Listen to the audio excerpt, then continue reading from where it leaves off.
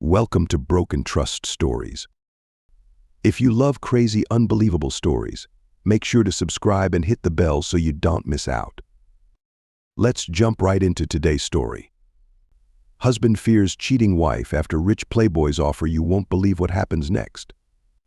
Magdalena Bowman was a very beautiful girl, and most young men in our small town in Scandinavia regarded her as belle de town. Even she knew that very well, and didn't show much interest to those many local trophy hunters who did their more or less clever attempts to get into her panties. There was a rumor that a gang of brats had staked a nice price to the winner in their secret competition to be the first to get her. Thanks to the rumor, she avoided all connection with all those who could be involved in that crap, which was of a great advantage to the average guys in town. Though Magdalena and I once upon a time were members in the same tennis club, I had never made any attempts at her and had not spoken with her since I quit my active membership in the club. At least not until I met her at the local post office, which hardly is any romantic place. That day it was very crowded, and the only free seat was the seat next to me. She sat down, we began to talk, and she told me that she was in a terrible hurry, so I offered to take care of her errands. I knew that she had a reputation to be difficult and had not expected anything further from my small favor to her. But guess how wrong I was. She rang me a few days later and asked if I wanted to do one more favor for her. I was flattered that she had taken her time to find out my phone number, so I said yes without any hesitation and not even asking her about what kind of favor she wanted. She told me that her parents had been to IKEA at the county capital and bought her a wardrobe. It was now in her bedroom, but in 2 flat cardboard boxes. She told me that though she had many male friends, she feared that none of them were able to put the pieces in the box together to something that could be regarded as a useful wardrobe. I found it a bit confusing that she, at the age of 23, didn't live together with some lucky guy, or at least had a boyfriend. I myself was 25 at that time and hadn't any girlfriend, because I had split up after 2 years with a girl and had been enjoying my new freedom. During the last 3 months, I rang her doorbell a few minutes after the time I had promised to be there. She opened the door, dressed in blue jeans and a blue shirt. Amazingly beautiful even in that outfit. I went in with my toolbox, and she showed me into her bedroom. I pretended not to be dreaming about what I wanted to do in her bed, which I dragged to the side to get more space for working with the wardrobe. In fact, it was a large wardrobe with 2 sections. One side with drawers and shelves, and the other side was an average wardrobe. Not any easy job indeed. However, the job went on as expected, and after about 1 hour she came in to me and said that she had tea and sandwiches in the kitchen. Very delicious sandwiches. And when I asked where she had bought them, she began to laugh and told me, "Don't you think that even a stupid blonde can make a sandwich?" I praised her and told her sandwiches were great. She was very glad when the wardrobe was ready for her use, praised me for a good job, and asked me how much payment I wanted. As a joke, I replied with a smile, "I got a sample of your skills in the kitchen, and a dinner would be great." She surprised me with a quick reply, 7 o'clock at Saturday, and you bring the wine. On the dot at 7 o'clock, I rang her doorbell again with 2 bottles of Spanish Rioja wine and was given a hug and a welcome drink. The dinner was very romantic, though her cooking this time wasn't much to brag about. But why should I care about such unimportant matters? Because I had a more important reason to be there. We had a good time, and I felt as the proudest man in the world for having a dinner with Magdalena, who told me to call her Maggie. So far I had no further intentions and expectations about anything else than the dinner, and therefore it felt as a real jackpot. When we were sitting close together in a narrow 2-seat sofa after the dinner with a cup of coffee and a glass of X, and she asked me, "What did your friends say when you told them about this dinner?" "Nothing, because I haven't told anybody. Can't see any reason to do that." She gave me a hug and a kiss on my chin and said, "In that case, it is a special dinner with breakfast included." I did my best to give her what she expected and hopefully more. After some cuddling on the couch, I carried her to the bedroom, where we began with gentle caresses, slowly undressing each other. I could hardly believe this was happening in real life, and I had to pinch my arm to make sure it wasn't a dream, as the most beautiful and desirable girl in town begged me to make out with her. We make out again that night, but the second time she was pretty passive and fell asleep as soon as it was over. The next morning was an important morning in my life. I had spent the night with the most beautiful trophy girl in town, and now the main question in my head was if she was satisfied with me and hopefully wanted to get some further pleasures before she dumped me.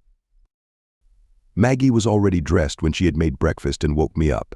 We had no problems to have a pleasant small talk during the breakfast, and after eating she asked me, "Can you promise me that what happened last night stays here in this apartment?" Of course, nobody even knows that I've been here. Please understand me. I don't usually make love on the first date. What about a second date? I'm a guy with sealed lips, but you know how to use them. With a warm smile on her face, she told me if I had any interest to continue with the relationship that the second date would be at a public place, a line dance course. I got the expected interest for the dance, and soon we were a couple both on the dance floor and living together in her apartment. Though she was the most beautiful girl I ever sleep with, she wasn't the best makeout in my life. Not bad, but nothing above the average. But why should I care? I was proud as hell to have won the trophy, at least for as long as it lasted. My relationship with Maggie went much better than I ever dared to expect. On the way to our romantic wedding in an old country church, I could hardly believe that it was happening in the real life instead of a dream. Why had this most wanted girl in our town chosen an average guy as me, Robert Hanson, instead of all those rich brats whom she could easily have had if she had wanted any of them? Her only answer to my question why me in that matter was, "Because I love you." After being married for 7 years, we had 2 kids, a boy and a girl. We had settled down as a typical Scandinavian VV, family, which can be translated to house, dog, and Volvo as description of an average small town family. The dog was a small terrier for the children. The V70 was of practical reasons, and Maggie had a small Ford Fiesta as her shopping car. Both cars bought pre-used with heavy discount at the local Ford dealer, where Maggie worked in their reception. Both of us worked full-time, but much of Maggie's salary paid only her own private expenses for clothes, hairdressing, and makeup. Having a trophy wife is not any cheap pleasure. There are even other disadvantages, which are seldom mentioned, like when going out for dancing, she is always getting more or less serious suggestions from horny trophy hunters. Once at a hotel in our national capital, when she was sitting alone at the bar desk there while I was in the men's room, a man had offered her about as much as she earned during a week at her job for a half hour with him in his room.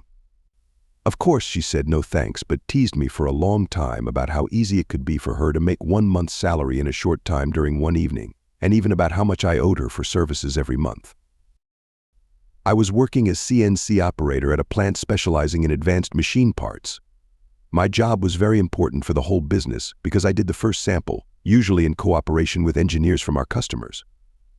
The job was very interesting, and there were always new challenges with every new project, like the best way to do it in serial production within the given limits of the customer's quality specifications. I had no reason to complain about my wages and benefits. We had an average small-town family life with many friends and relatives in short distances. That meant a lively social life, both on family level and with own friends, I with the boys and Maggie with her girl gang.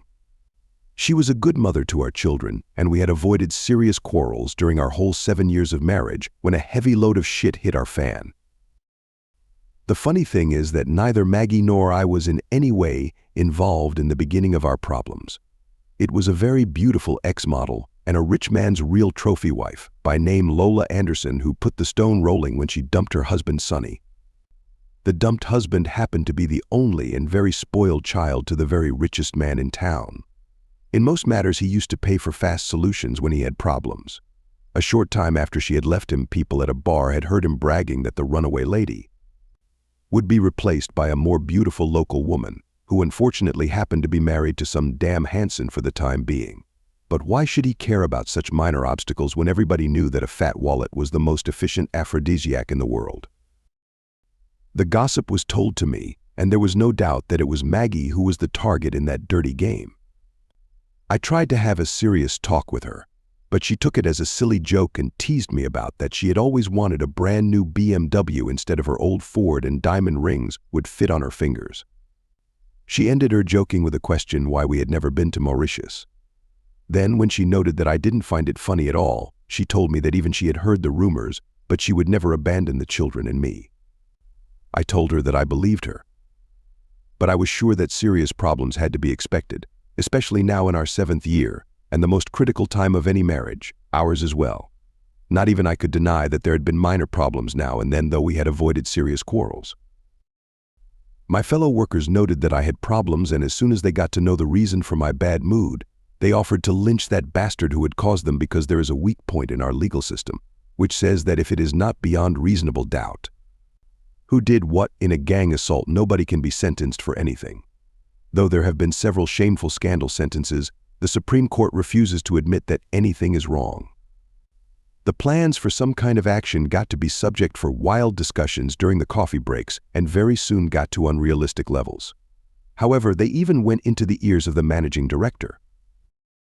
His secretary came to me and asked me to follow her to the boss office. In there, he asked me to sit down and tell him the truth behind the wild rumors. I told him what I knew, and that I had no doubt about that spoiled brat intended to do what he had promised to do. I was convinced that Maggie had no problems to resist his first attempts, but the bait would be increased until it reached such a high level that her resistance shield would begin to get cracks. I knew that with an almost unlimited supply of cash, this cunning snake probably was able to reach his goal if I didn't succeed to stop him in one way or another. He had a worried look on his face when he began to talk. I know very well that this matter is your private business, but now it seems turned to an important matter here at the job too. Can I ask you, as a friend and fellow worker, what are you going to do? My fellow workers' wild plans are only expectations and will never get further than the coffee breaks. I will never hurt Maggie whatever will happen in this matter, and I will never kill that snake Sonny, even if he destroys my marriage. But I'll see it as my human right to punish him in some way. He never will forget, even if it will cost me a few years behind bars. He looked me straight in my eyes before he continued. Please listen to me and never forget that nothing about our talk will ever go outside this office. All your plans of vengeance are out of the question, because I can tell you that the future of this company and our jobs depends if we can get useful parts of the blueprints you'll get within a few weeks and can be able to produce them for a reasonable price level. It will be a difficult challenge, and I know that you are the only man at this company who has the skill to find own solutions beyond the manuals and known limits of the production equipment. Do you understand? No, I would lose all my self-respect and be a mental wreck if I didn't defend my family even against those heavy odds in his favor. Of course not. And what I want to say is that we need the best professionals to all jobs. You are the best CNC operator at this company, and other professionals will take care of your problems. Do you understand now? Yes, but I can't afford to hire any muscles. It's not any question of that. Everything will be fine and nobody will be hurt. Just relax and fix the prototypes to our customer. We shook hands and went back to my job with divided feelings. Proud about the management regarded me as the best of all very qualified CNC operators at the company. It was probably only because I had done most of the prototypes and programming. But what could the boss and his gang do to the horny, spoiled brat, who after all his bragging had to show some action? The next week went without anything happening. Then the game began the next Wednesday evening when Maggie came home from her job. She told me that her boss had asked her if she wanted to work 3 days for one of their best customers who wanted to show his restored veteran Ford at the annual big custom car show during the next weekend. She was offered 50% extra salary for working during the weekend, a room at the best hotel in town, all other expenses paid, and 3 days off during the next week. She had accepted. When I asked her who the customer was, she replied after some hesitation, Sonny Anderson. Sonny Anderson, don't you know the damn scumbag's intentions for you? Of course I do. For heaven's sake, you must trust me that I can take care of myself. What the hell do you think he can do among 30,000 visitors at the show? And I can promise you that I'm sleeping alone in my single room at the Grand Hotel. Grand Hotel? It is only 110 km and a fast road to that town. Why staying there overnight? Because it will take some time before the last visitor have left the showroom, and after the closing time there will some mingling among the car owners. I don't like it, not at all. You don't have to, just trust me. I didn't tell her that I had my doubts, though I didn't believe that Sonny expected such easy victory. Sonny wasn't jerk, but far from stupid. My guess was that he was going to treat her polite during their first meeting. He knew that even she had heard the rumors about his bragging and would be very alert against all his attempts.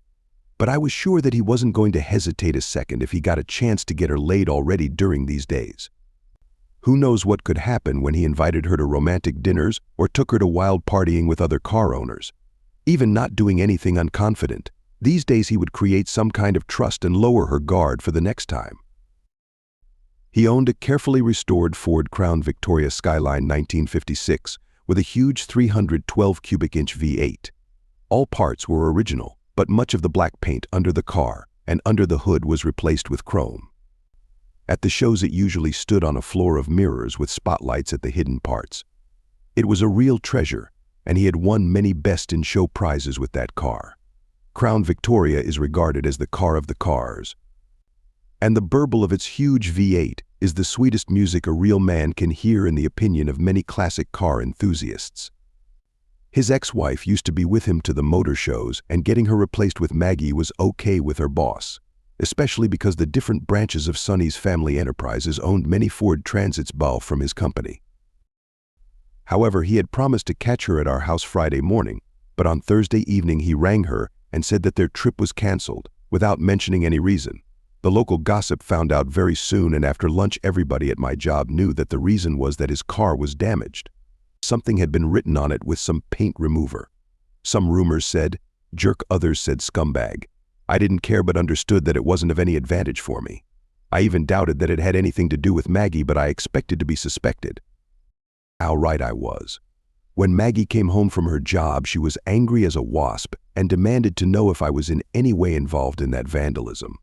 I told her the truth that I wasn't, and she ought to know that I was at home the whole evening.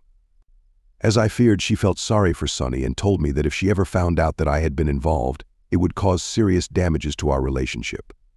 I felt like I'd been pulled into a war without winner. He had lost a battle but intended to win the war, and invited her to dinner Wednesday evening at the best restaurant in town for talking about a model job in an advertising campaign as a compensation for what she didn't get at the show, which sounded weird to me. Maggie had accepted his invitation, which had me accusing her of giving a message to that rich, horny brat that she was for sale, which made her angry and accusing me of being a jealous wife-watcher. One positive matter was that she had not done anything behind my back, not yet. It was not any disadvantage for Sonny that he got us arguing. Maggie's ears were deaf to my objections, and Wednesday evening she dressed very nice and left for the restaurant in a taxi. So did even a gang of my fellow workers.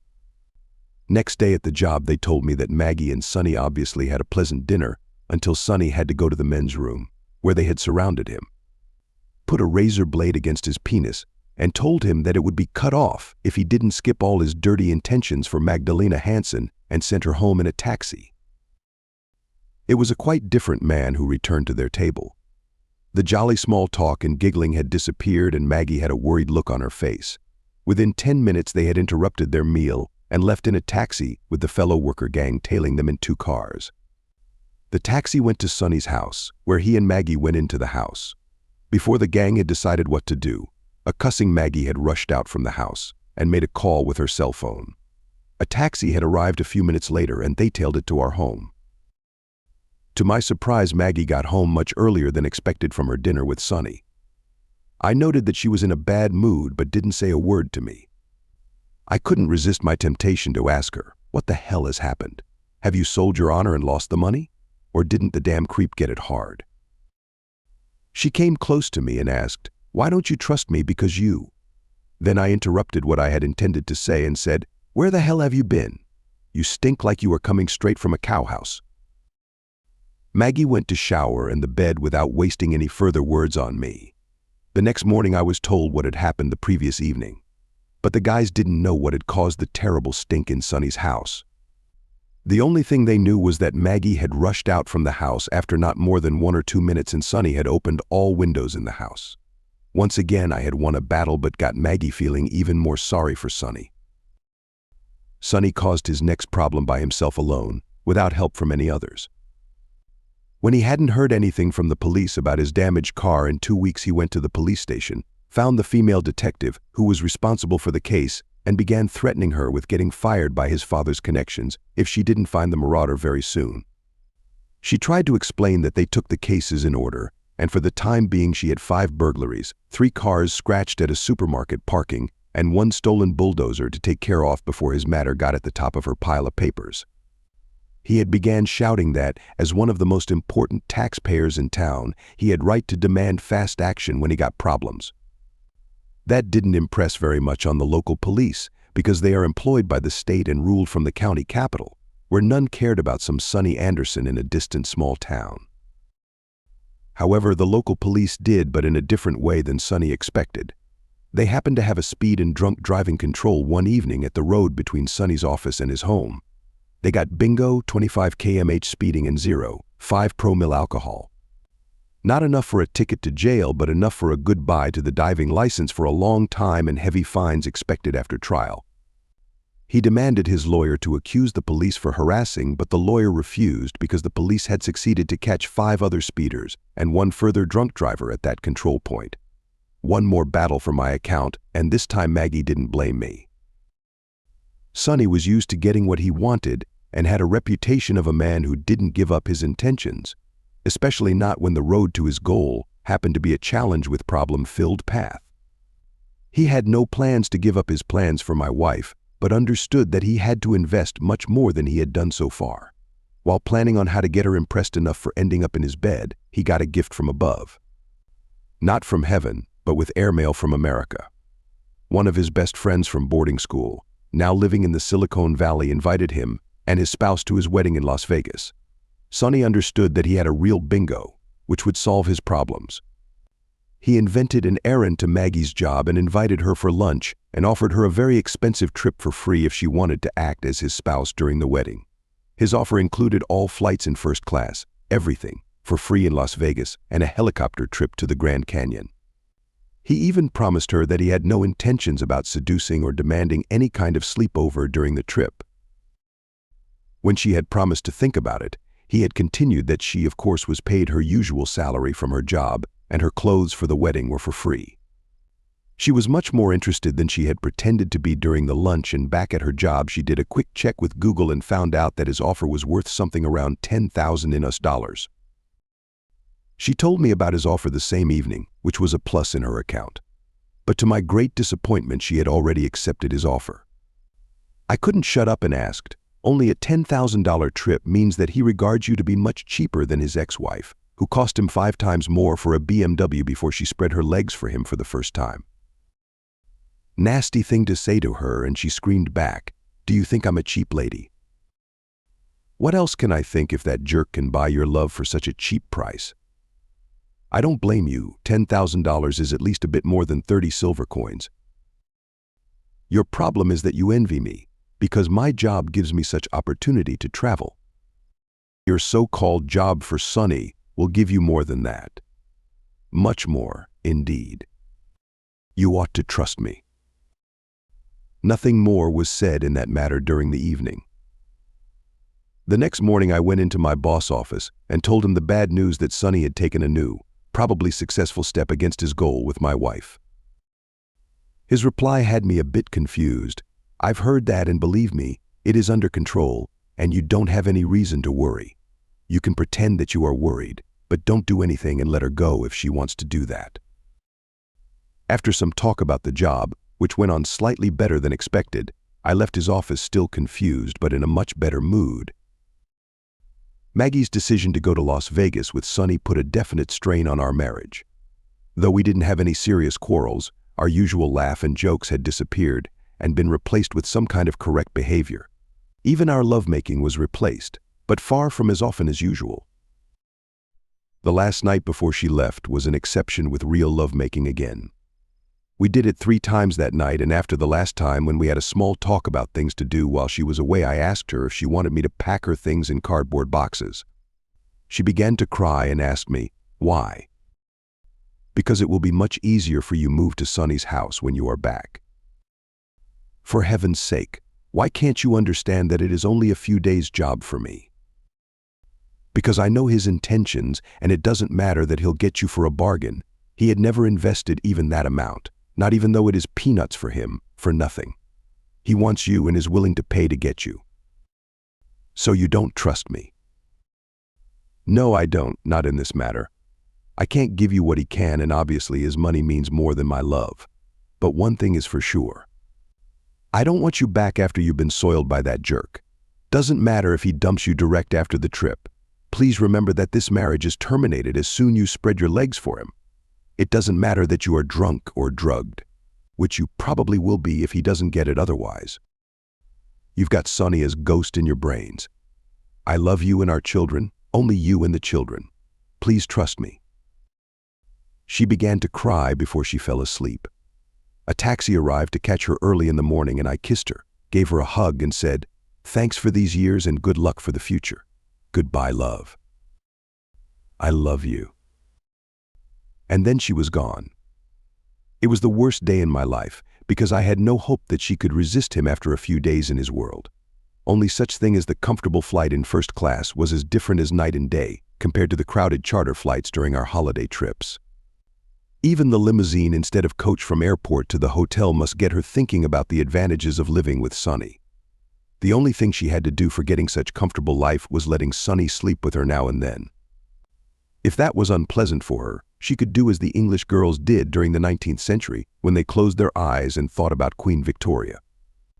We don't have any queen with that name, but the pretty Crown Princess Victoria, still single because her boyfriend is regarded too average, will be okay to think about.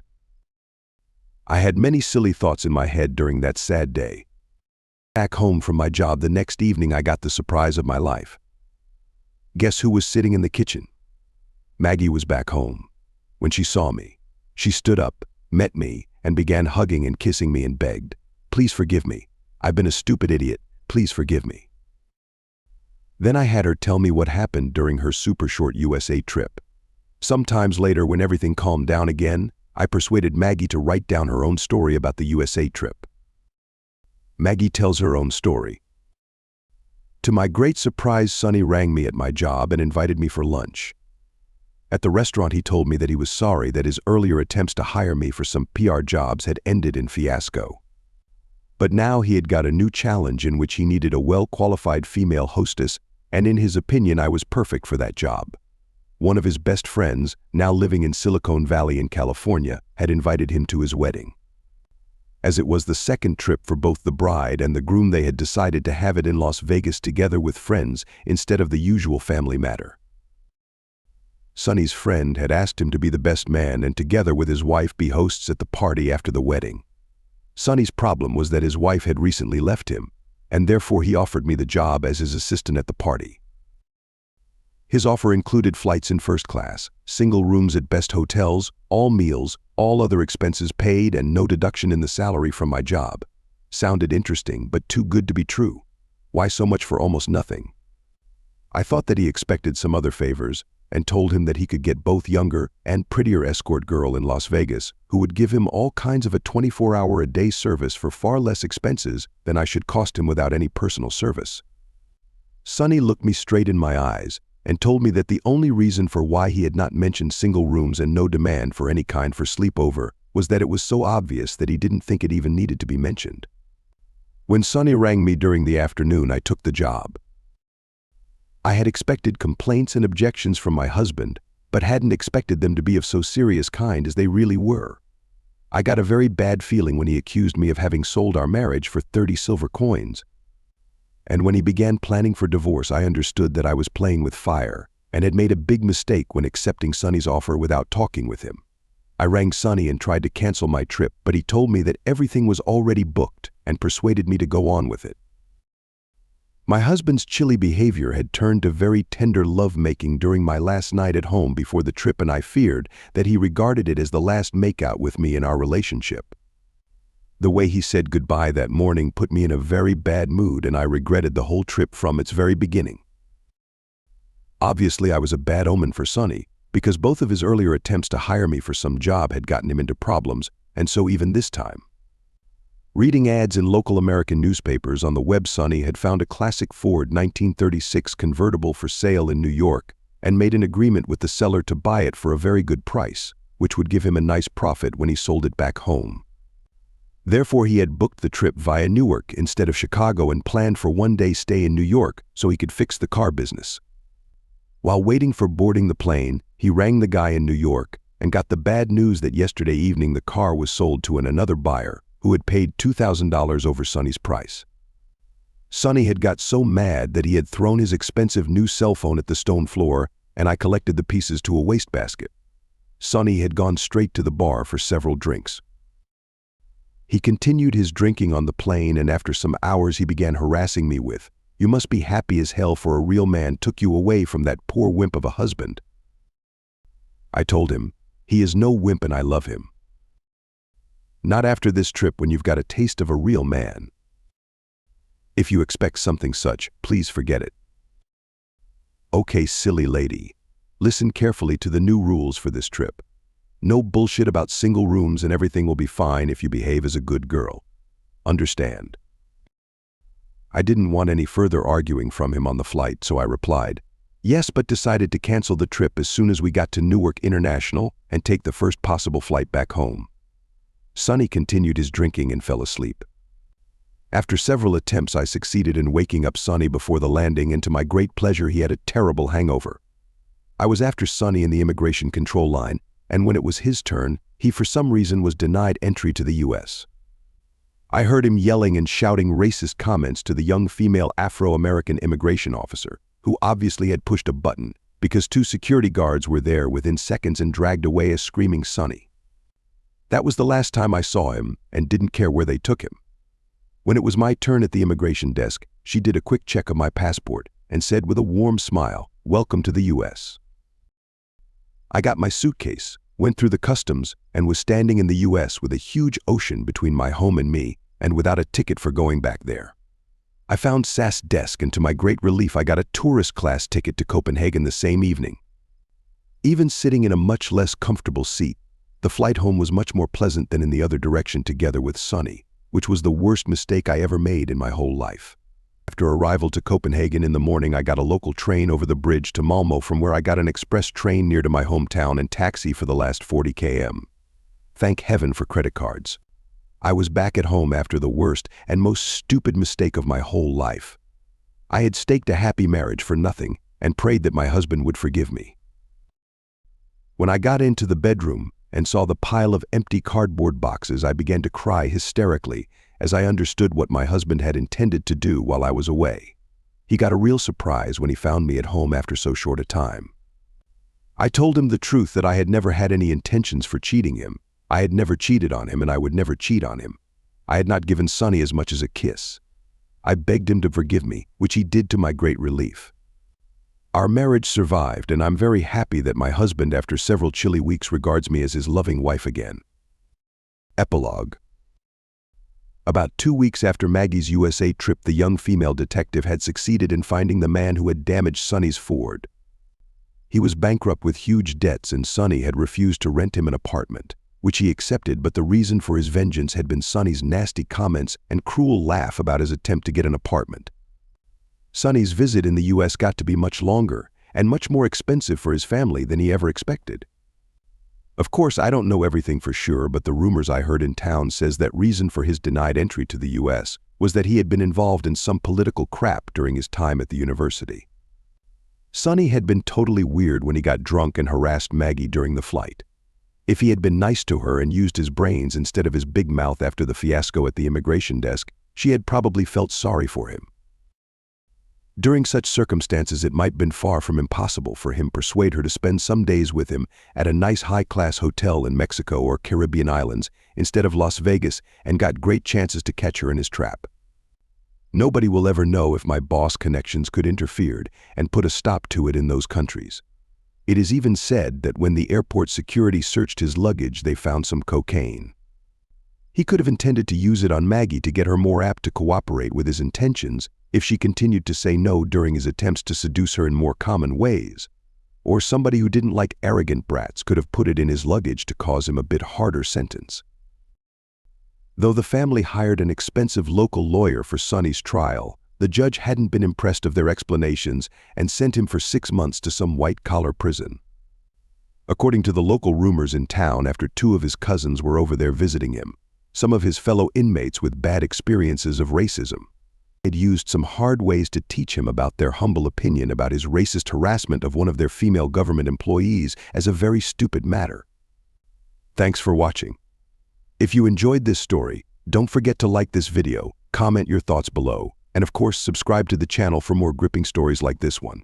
And make sure to hit the notification bell so you never miss an update. See you in the next one.